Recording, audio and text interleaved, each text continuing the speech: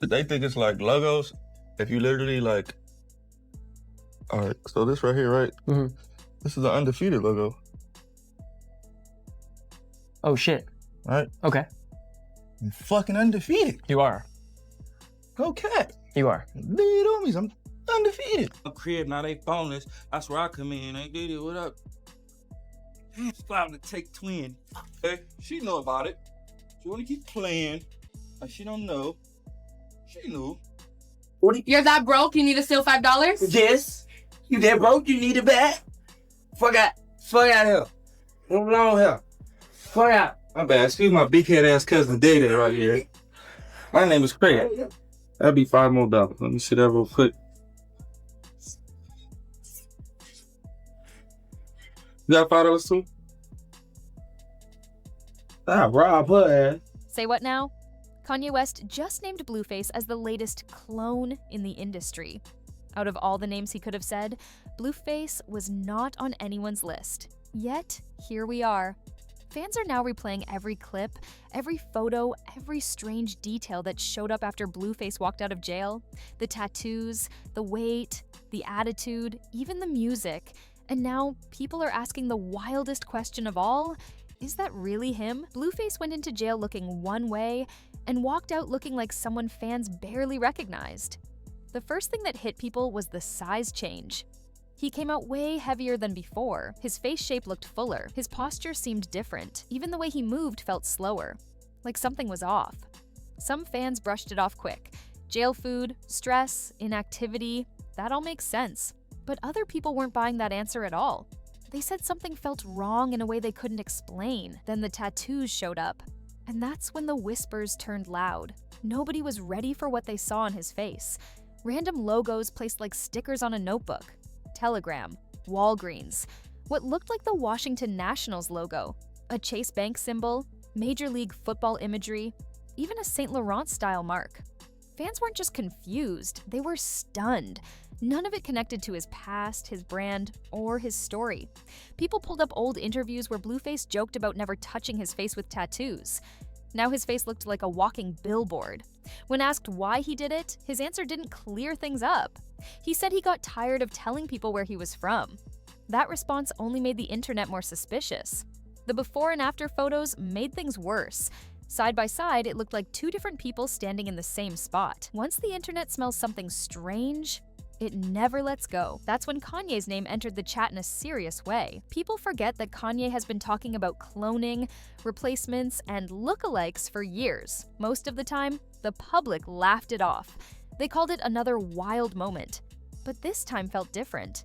His timing lined up with Blueface coming out looking unrecognizable. Fans went back to Kanye's old posts and found that disturbing text message he once shared. A message where someone warned him to stop speaking out, or he would be locked away and replaced. The message didn't sound like a joke. It sounded cold and direct. When Kanye reposted it, people thought he was spiraling. Now those same people are watching Blueface's clips and not laughing as much. There was also a time when people claimed Kanye himself had been swapped. They said his voice changed, his face slimmed down fast, his energy felt muted.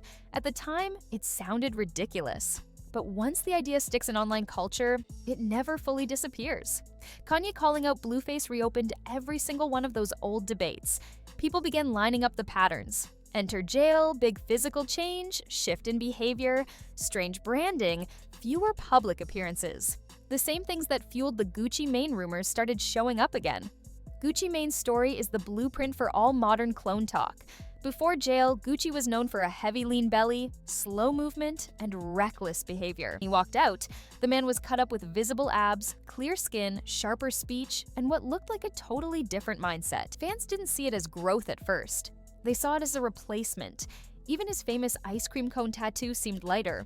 Some said it barely matched the old one. His voice sounded steadier. His eyes looked calmer.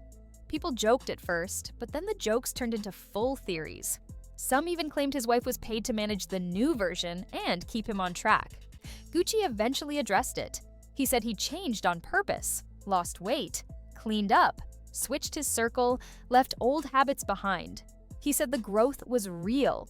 Some fans accepted that answer, a lot didn't. The theory refused to die. Then his ex added fuel to the fire years later. She claimed the Gucci people see today isn't the same man she knew. She said the real Gucci didn't make it out of jail. According to her, the last time she saw him for real was at a studio session back in 2010. She spoke about it casually, but the damage was already done. That clip spread fast. Once an idea like that gets attached to a famous name, it becomes impossible to erase. When Cat Williams stepped into the conversation, things got even stranger. Cat has never been known for holding back. During a recent interview, he talked about cloning in a way that made people go quiet, not in a joking way. He said animal cloning is already real and proven. That alone is true. Pet cloning services exist. If someone loses a pet, they can pay tens of thousands of dollars to recreate it. Same fur, same size, near identical look. That technology already works. Kat then hinted that once animal cloning became normal, the jump to human testing wasn't as far as people think. In his words, people would be called crazy before they'd ever be believed. And that's the part that stuck with viewers. Now take everything said about Gucci and overlay it on Blueface. Jail time, major body change, new face tattoos that don't match past identity, music that doesn't hit the same, fewer serious releases. Fans feel like his creative energy dropped. Usually when an artist falls off, people say he just lost momentum. But with Blueface, even his personality feels shifted to some viewers. His first big stream after release wasn't even what fans expect. People thought he'd go live with familiar faces. Instead, it felt random, almost staged. That's what the comments said. One fan wrote that you can clearly see something happen to him in jail. Not mentally, physically. Another said it looks like the same play that happened with Gucci, and this isn't the real one. Someone else said that's why the first big stream felt off. The words clone, double, and replacement started showing up everywhere.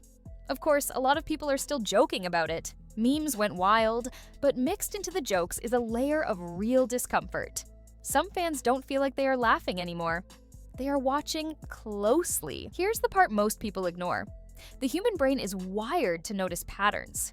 When it sees enough of the same story beats happen again and again, suspicion forms whether it makes full sense or not. Jail has long been linked with extreme change in culture stories. Some come out broken, some come out silent, some come out aggressive, others come out calm and disciplined. Both Gucci and Blueface landed at opposite ends of that scale. Gucci came out focused and sharp. Blueface came out heavier and visually scrambled. Two extreme outcomes. Same key starting point. That contrast alone keeps the conversation alive. There is also the uncomfortable truth that the music industry has a long history of secrecy. Contracts people never read. Clauses nobody talks about. Cease and desist letters that erase stories overnight. That environment makes conspiracy easier to believe. When stars speak about pressure, silence threats, and sudden disappearances, fans fill in the blanks themselves. Kanye didn't invent that fear. He just said it out loud. So is Blueface really a clone? No hard proof exists. There are no leaked lab papers, no confirmed replacements, no verified insiders stepping forward. What does exist is shock, taming, strange changes that fans can see with their own eyes, and a public already trained to distrust the system behind fame. That combination is powerful. It turns rumors into movements. Maybe Blueface really just gained weight. Maybe he really just chose wild tattoos for attention, maybe jail changed his priorities and energy. Those are all realistic answers. Growth and decline both happen fast in this industry, but once the clone label touches someone, it never fully lets go. Even if the truth is simple, the story always sounds darker when whispered through millions of phones.